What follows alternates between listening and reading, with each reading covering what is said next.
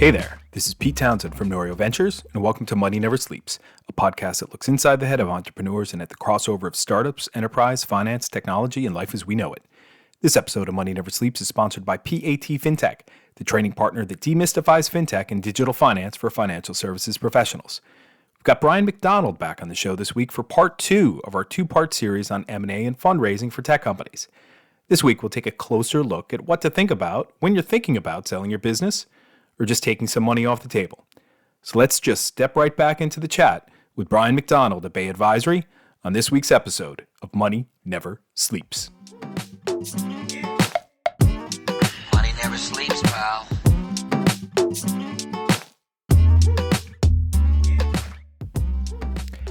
Here we go again, recording tonight again with Brian McDonald, Managing Director at Bay Advisory, Dublin-based team of corporate finance experts who specialize in M&A and fundraising for technology companies. Brian's back for part 2 of our 2-part series on M&A and fundraising for entrepreneurs. So welcome back to the show, Brian. Thanks, Pete. Good to be here. Awesome. Great to have you back.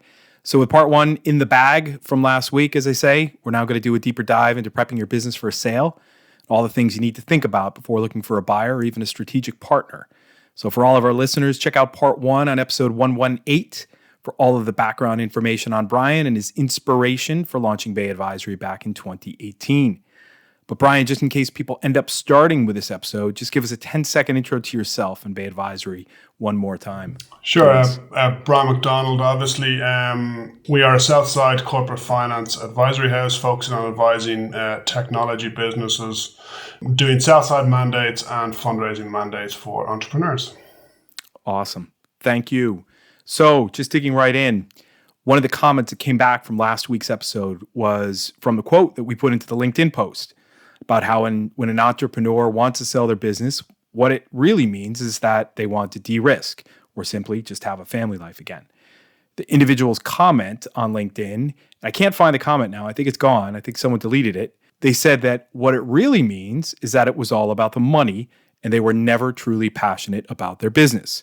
So I was going to respond on that, saying something to the effect of, hey, people change, passions change, playing fields change, so on and so forth. But again, I can't find the comment. Could just be gone. What's your response to that?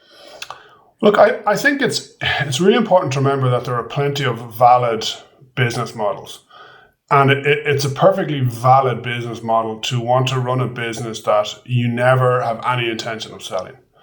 If you never have any intention of selling, you want this to be a family business for the rest of your life. That's a perfectly valid business plan. But it really comes back to alignment. And if it's the case that you don't ever see yourself exiting a business, you're 30 years of age, you're starting a business, and you don't ever see yourself exiting, you intend to hand this on to your kids, etc., you better make bloody sure that your investors are aligned with that. In other words, don't take in VC money, don't take in angel money if you never want to exit this business.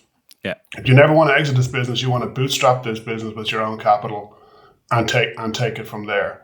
I think having an exit plan has no bearing on your passion for the business, your love for the business, or your drive for the business. It's simply a reasonable precaution. Okay. Do you ever see people just get sick of their business? All the time. Yeah. More often, to be honest, you see people getting sick of their co-founder. That's very often a motivation for exiting, and it's often you find two good people who just, have spent every day and night together for years, and they just want to do something different. And again, I think that's something we've spoken about before, is that there are other options potentially than selling everything.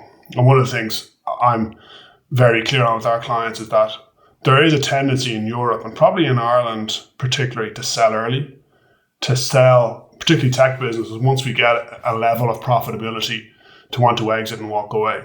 And that's a perfectly, there are certain circumstances where that's a good idea and that's reasonable.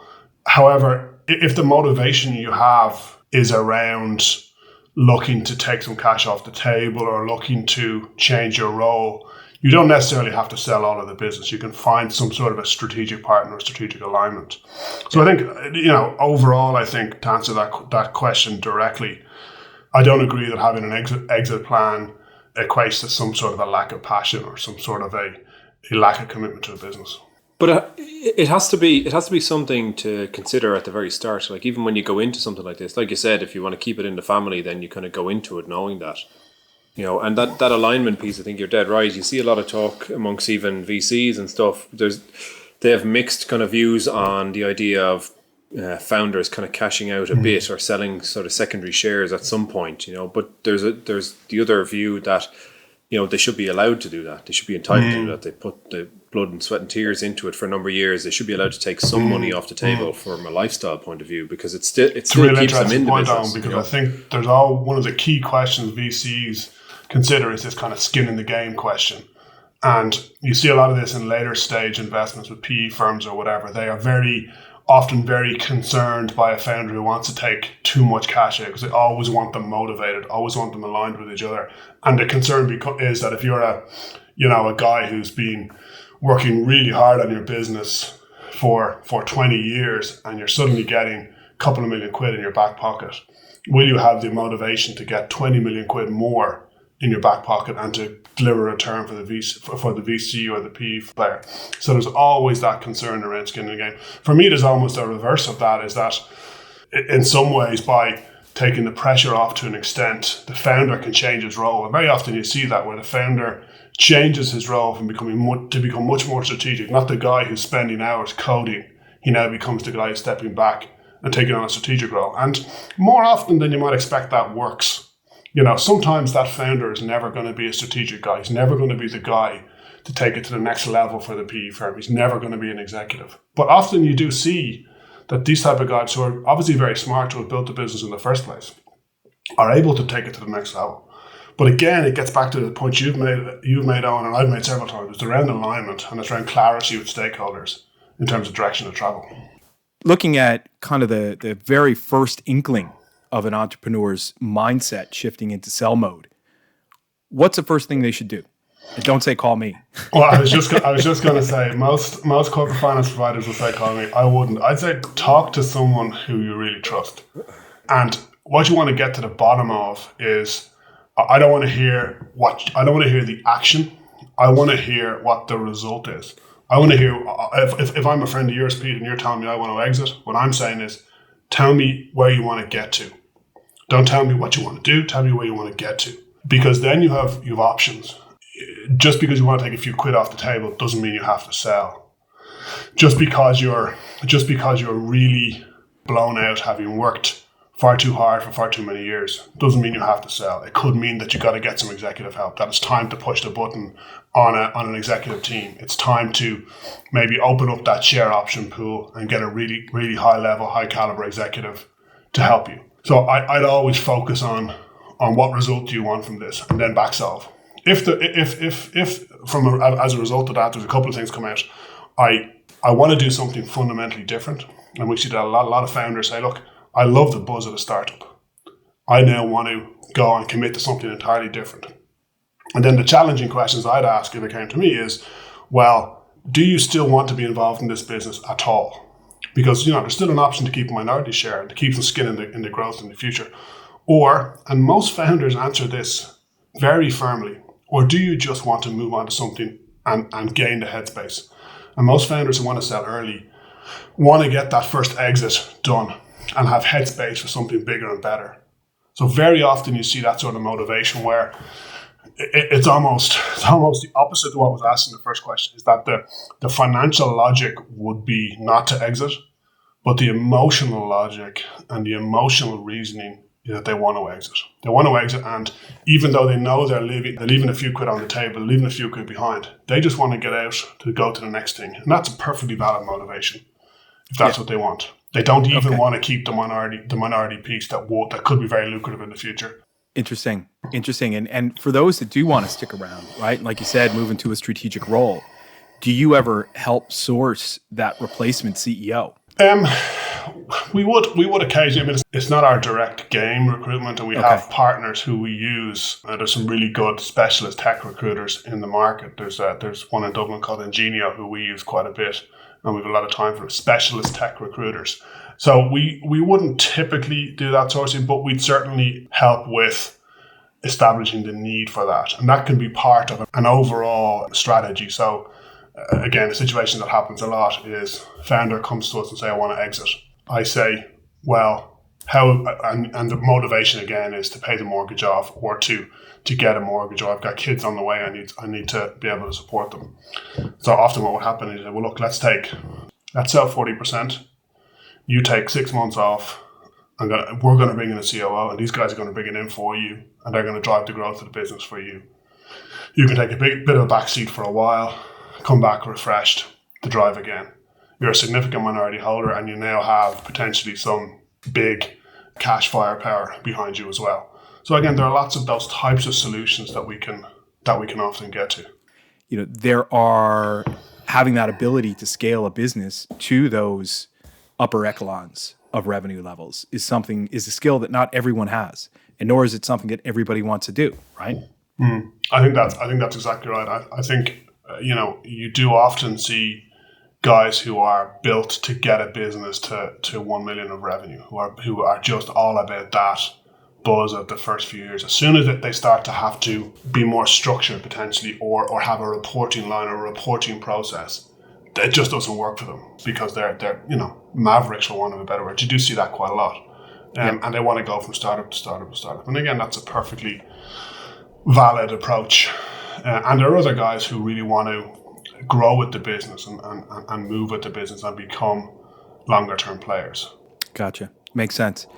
One of the things that I've seen as well over the last year or so is that different players on both the buy side, being PE firms generally, and on the sell side, whether it be investment banks, corporate finance houses like yourself, independent advisors, even from different parts of Europe, they've come through Ireland recently. They've been in touch with me, talked about specific levels that they target when building a relationship with founders and CEOs of small to medium-sized enterprises. And whether that be 5 to 10 million per annum in EBITDA for more mature SMEs, or 10 million plus annum in revenue for high growth tech businesses. And those were kind of the metrics they were looking at. Obviously, the valuation is going to differ, as does the size of the chunk that a founder may be able to take off the table, depending upon the type of business it is, whether it's appropriate to look at the valuation as a multiple of EBITDA or a multiple of revenue, right?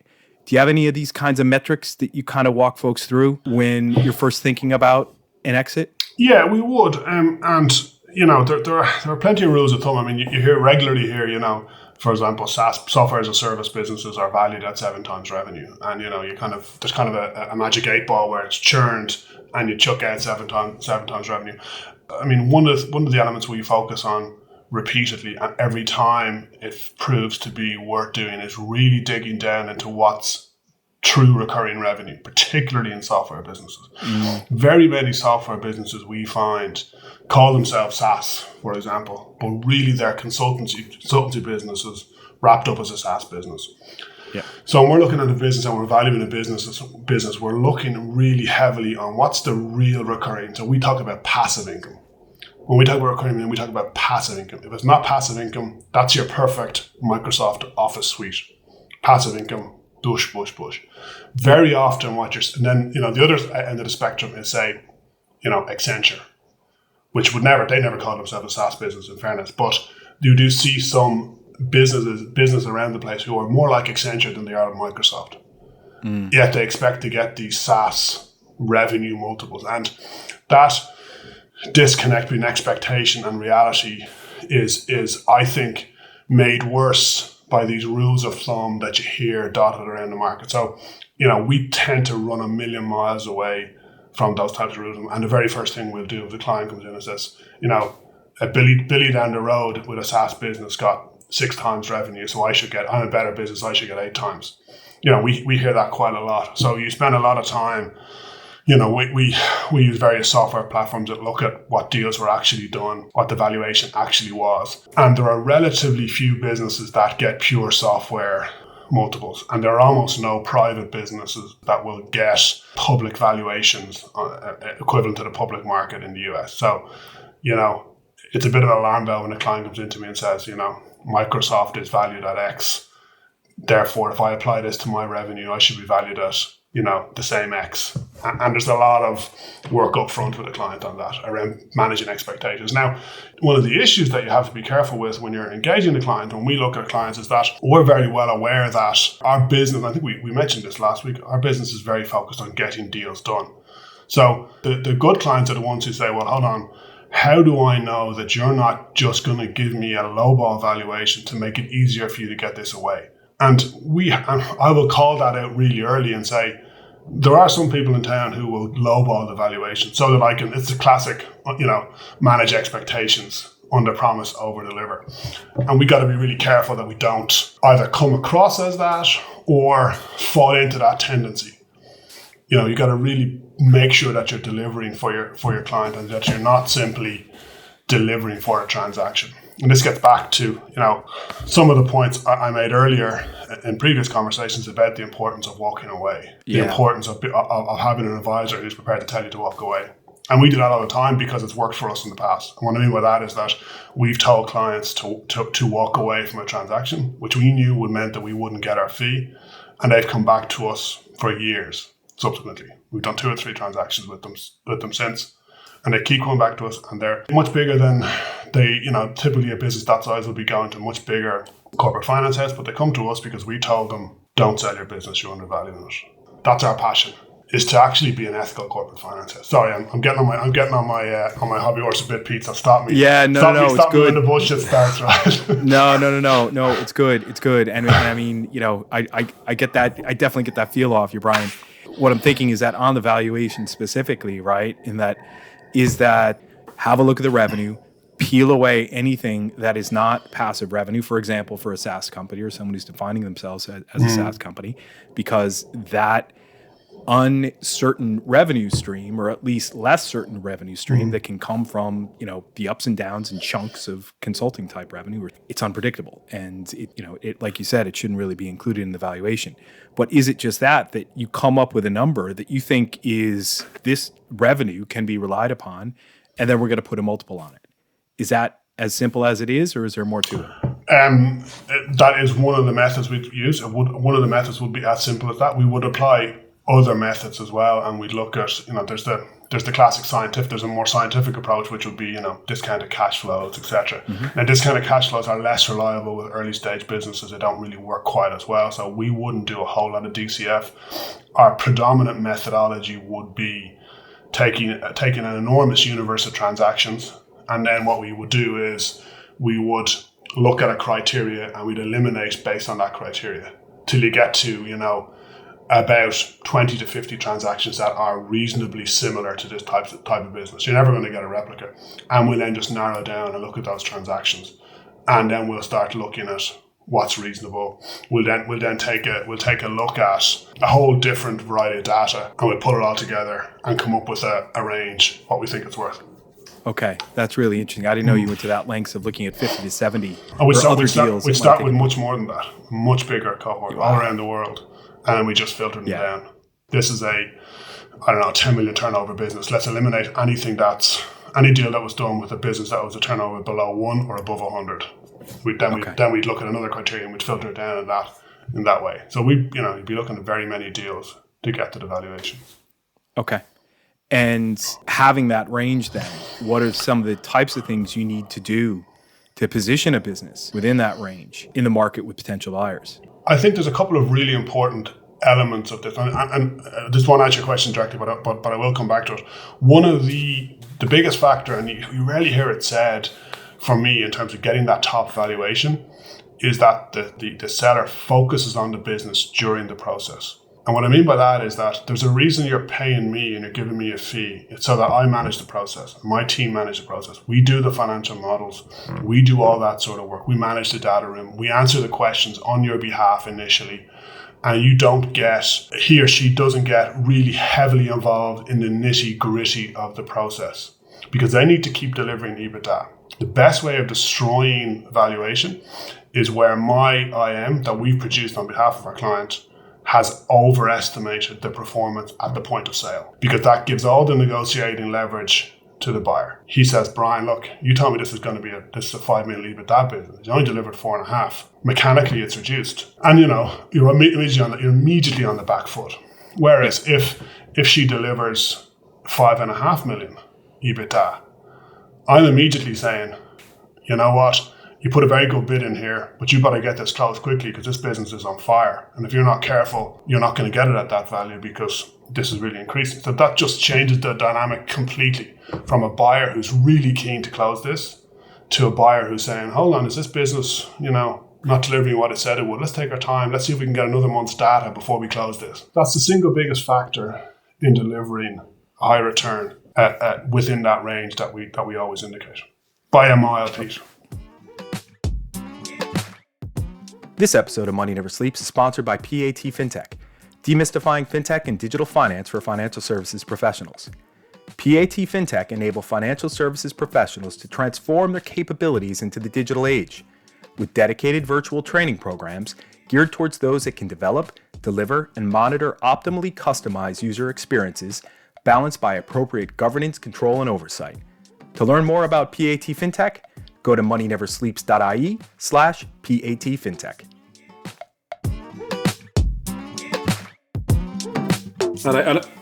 And I presume also a really good reason to engage with the likes of yourselves and others is to allow them to keep that focus on the business then.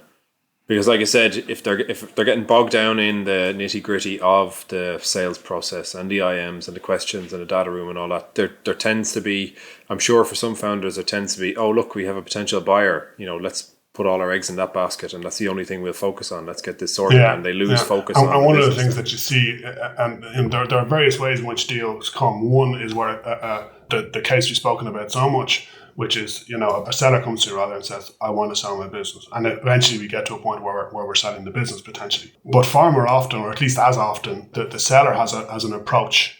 He's a received approach and he goes, Brian, I want you to execute this deal. And most of the time, my reaction to that is, let's just take a bit of a step back here, because you really don't want a situation where you haven't tested the market from a value perspective.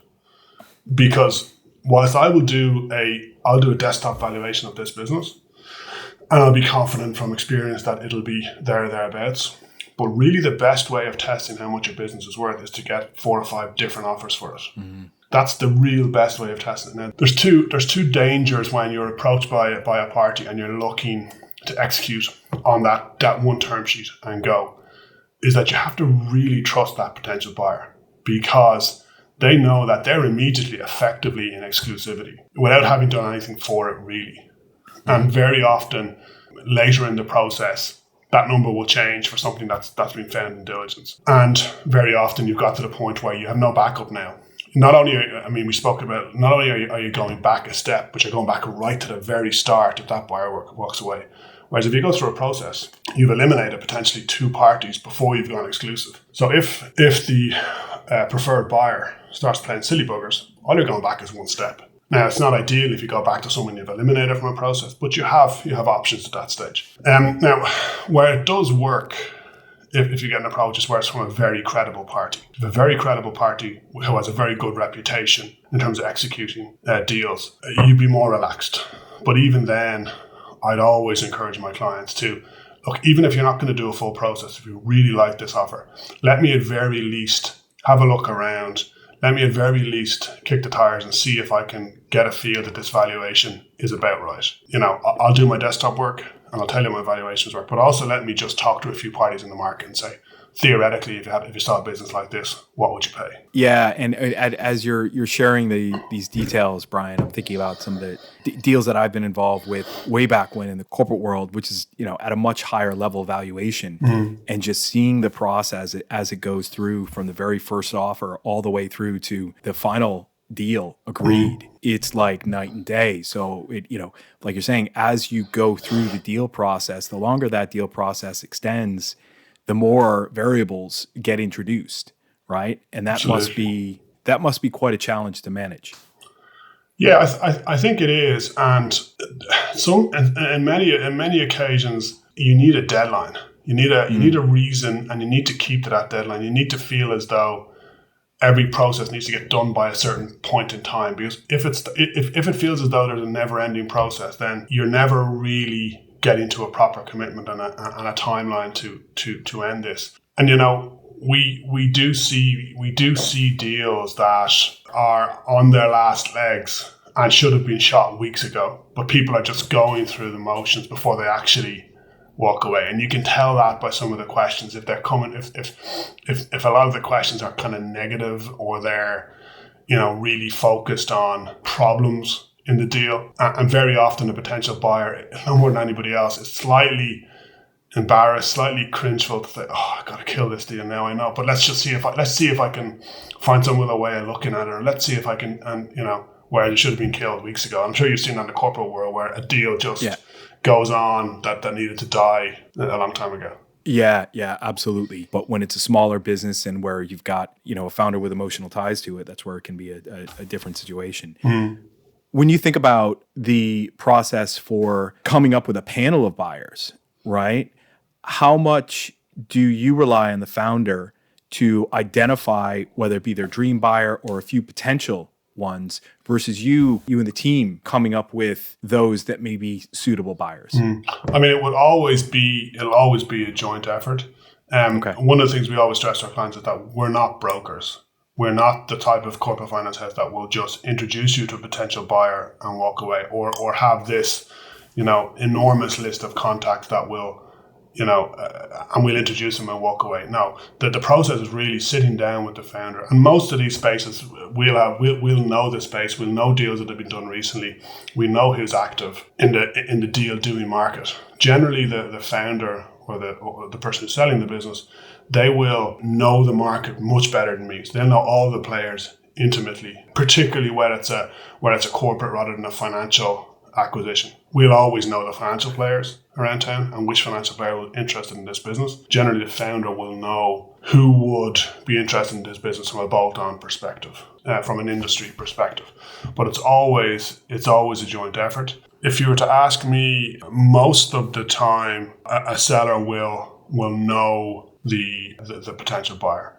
But very often, almost never is the ideal buyer the actual ideal buyer. What's really hard for a founder is to weigh up where there's someone who they really like and really want to sell the business to, but their offer is considerably lower than another party, potentially a financial player. And it's particularly difficult for them to balance those two offers when the founder wants to continue. Let's give you a concrete example. A PE firm comes in looking to buy a business with 2 million EBITDA for, let's call it around 10 million. The PE firm puts a bid at 10. A mentor of the seller who is in the same industry and hasn't been known for years offers 5.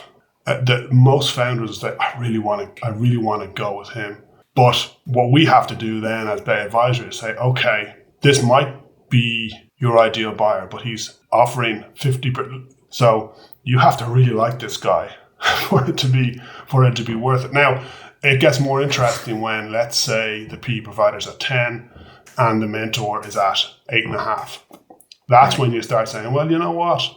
Let's now talk about management incentive plans. Let's talk about how we can bridge that gap that will make it worth your while to go with your gut, which is the person you know. And, there are certainly deals where we have come up with, and a recent deal we closed in March, where the party we sold to was not the biggest financial, not the highest frontline number, that everything else the other party offered was better. And we managed to weigh it all up and to say, right, this is the way it should go. You should go with the lower headline number for these reasons. And was that a situation where the founder wanted to continue and stay within the business and drive it? It was a funny one. It would have depended on who finished up. So they were open to continuing with a minority position or selling completely. Okay, I got you. But in any event, they were going to exit. Okay. And at what point, thinking about the greater ramifications of doing a deal on your business, at what point do you bring the key staff up to speed?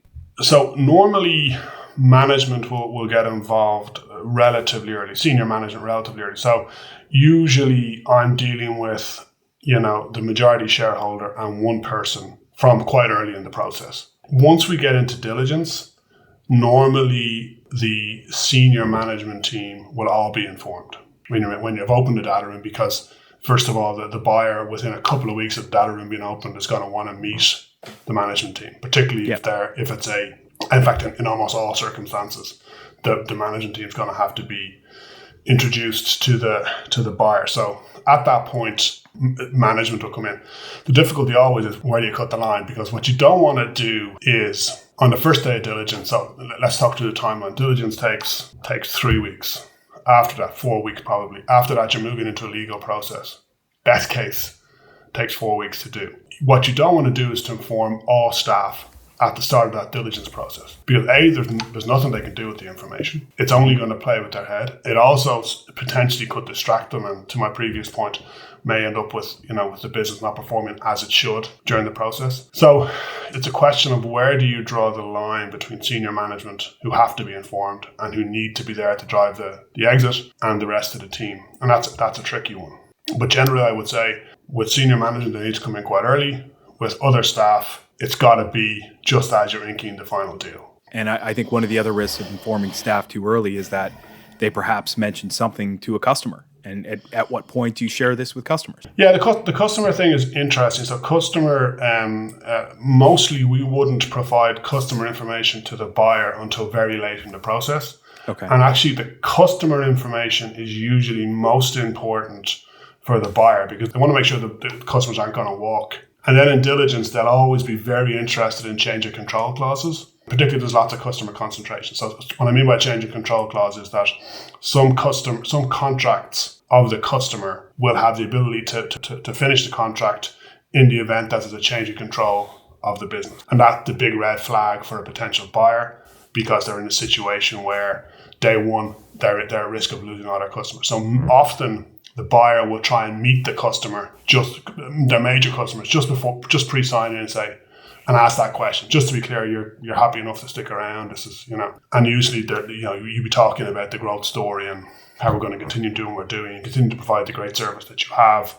It's just a next stage in the company. And most of the time that's acceptable. Is there ever a stage going through that process, even with if you have a number of buyers involved, that everyone is getting access to that information about the company, obviously how it operates, what they're best at, that that the ones that are walking away from the deal still have that information? Yeah, so a couple of things with that is that, well, first of all of them will sign an NDA. Now, look, we all know how useful. Yeah, of course. An NDA isn't very useful for two guys in a bar having a beer to prevent any information being shared. So there's the NDA first, which is your backup.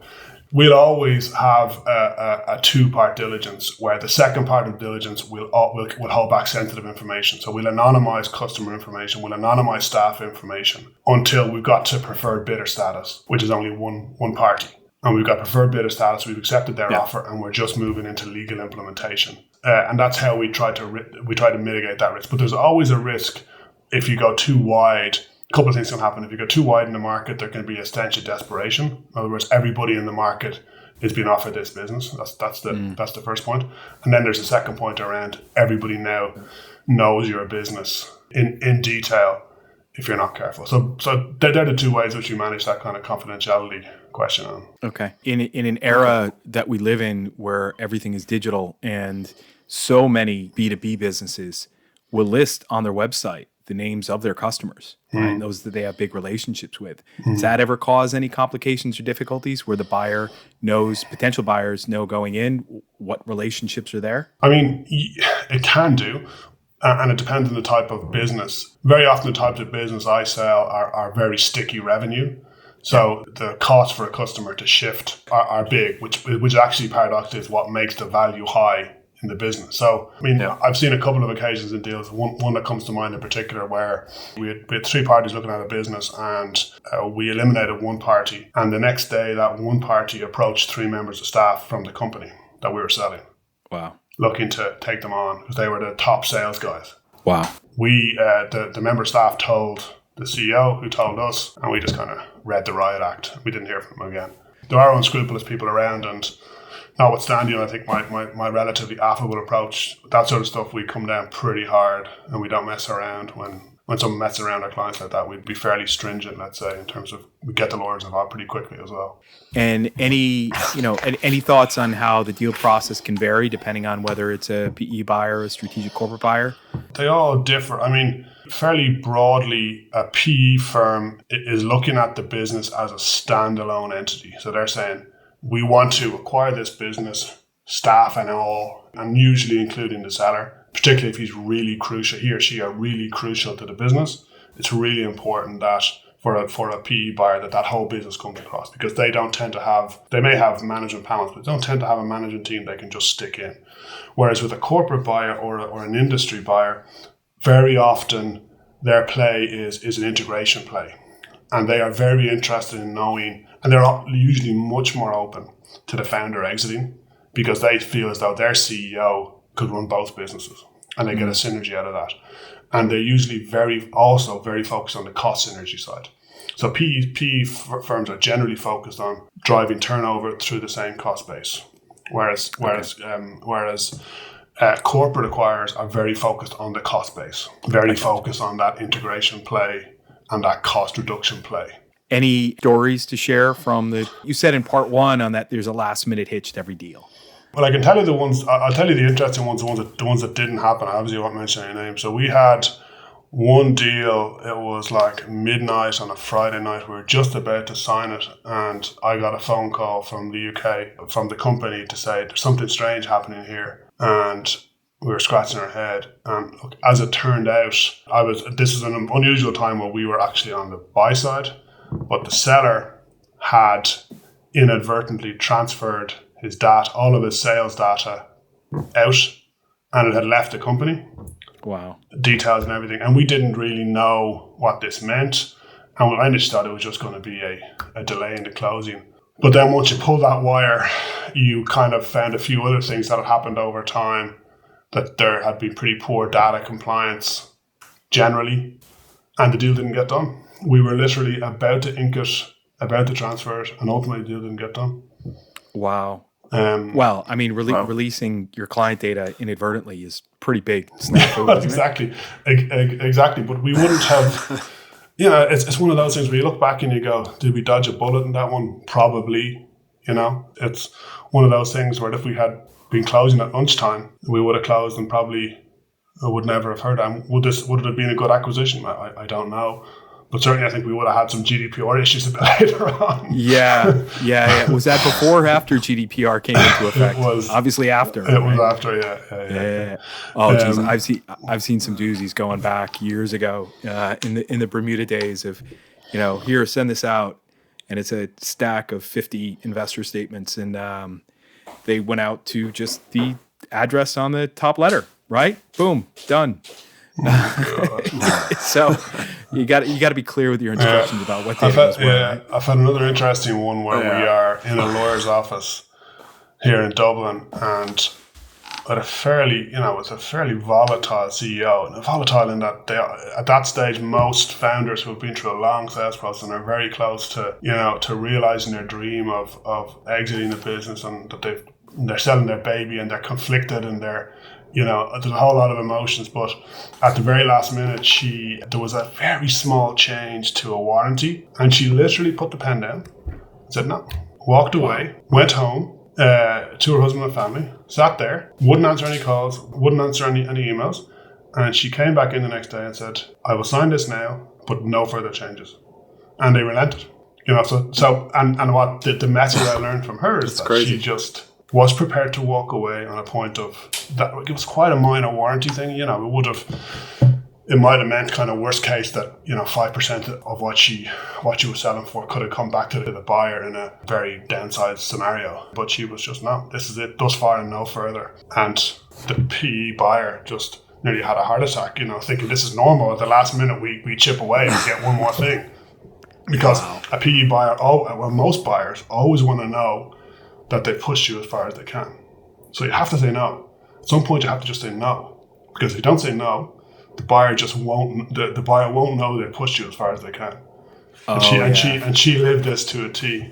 Oh, I know. And I had an experience once where it was it kind of related to this. It was asking a supplier to provide something for £25,000. One of the collaborators on this project of mine said, can we ask them to do it for €25,000 just to feel like we won? Right? And it's like a minor difference. And I'm like, dude, like, you just don't do business that way. And it's these little tiny incy-bincy things that feed your ego sometimes. But when you're in the midst of a major acquisition, it could be a little bit different than, a 25,000 pound or euro transaction for that matter, right? Last, kind of heading towards the close, Brian, what should a founder CEO expect in terms of an earnout or life after the deal? Yeah, look, it depends. Other than to say that the 100% walk away, never have to think about the business again is very, very rare. Yeah. You just very, very rarely see it. Best case scenario, there is a earnout not linked to performance. So the best case scenario you really get is an earnout, relatively small earnout that is just based on confirmation that there's been no fraud or nothing you haven't misled the buyer. Most earnouts, it depends. Most earnouts are over a couple of years, and normally, the earnout would be staggered over time. We always specify in our process letters to potential buyers that we don't just look at the top line. We are very focused on the conditions around the way in which they get their hands on the money. Far too often, sellers are looking at two offers of a similar top line, but vastly different earnouts, for example, or vastly different ways in which they can get the earnout. The thing to remember about earnouts is that the mentality shifts as soon as you agree to that earnout. You've got to get it out of their bank account into you, so they have to write another check, and there's a mentality there around that. And very often, I won't give you a percentage times, but very often earnouts are a fight. Yeah. Very often, irrespective of how well the lawyers have structured the docs, very often they're a fight. But do you see that more depending on the type of buyer, whether it's a PE or? I think it depends as well on what the earnout is. So, we would always run a mile from an EBITDA-driven earnout because it's very difficult for the seller to be able to control what EBITDA is, because the ability to put costs through a P&L is just there, right? So, it's very difficult to control now. So if there's an earnout driven linked to performance, if we agree to it, which we don't always, it'll only ever be on turnover, because having an EBITDA earnout just makes it impossible for the seller to control his own destiny in terms of how he gets that earnout. That will in terms of life after deal, when I talk to people afterwards, I get, sometimes I get calls it's a strange situation because you're working really intensely with a founder for a period of time, and then the minute the deal's done, very often you never hear from them again. That's it. And is you get a thanks and that was great, and there's a hug, and there's always a beer afterwards, and it's good. But a week after, you may never hear from it again.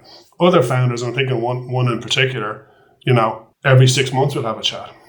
Every 6 months she'll ring me to say, just want to let you know that changed my life, that deal. Wow. And some guys who have just gone off and done something completely different, work in the charity sector. Doesn't happen very often, to be honest. Most guys are on to the next thing and trying to earn a few quid extra, but some guys are just really grateful, which is great. Did you ever get any handwritten thank you cards? Yeah, we do actually. We do actually, which is great. Brian, over the course of the last two episodes, I feel like my knowledge on this process has gone through the roof. So thank you. We do have one final question for you that we ask everybody, and you escaped this on the first part of our conversation last week. But I'll let Owen do the honors now on our famous final question. Yeah. So Brian, tell us, what would people not expect to know about you? I did expect this question, I'm not going to lie, and I was thinking about it, and I asked my missus, and she said, well, they'd know you're boring. You're a bore, right? I said, thanks, love. No, one thing that just came to mind, actually, is that I've started learning Irish again in the last little while. And for your American viewers, obviously, Irish is a kind of a dying language here. There's a fairly small number of people learn it. I used to love it as a kid. And a client of mine just spoke to me in Irish a while ago recently, and I started speaking it back to him, and I realized that I came back a bit, and now I've started taking classes up, and I'm loving it. Wow! So I'm hoping to do my first deal through Irish at some stage. Yeah, it's a fairly niche offering, a corporate finance provider who will do it entirely through Irish, but that's impressive. I might give it a go. Yeah, if you're interested in that, I got a bridge in Galway I can send you. must come in handy for the homeschooling at the moment, does it? Yeah, my three kids are all in a Goyle school, and are they? Oh, yeah, nice. I'm as confused as a chameleon in a bag of Skittles when it comes to Escuelga. And all I can say is what I would do is rit mea walia or nos naguiha, Good lad. right? Which is run home as fast I as you ran can. home as fast as I could. Yeah. Anyway, all the time. But Brian, thank you. This has been, Thanks, guys. like I said, it's been more of a chat. Thanks than very anything much. else. Look, I've enjoyed it. Thanks.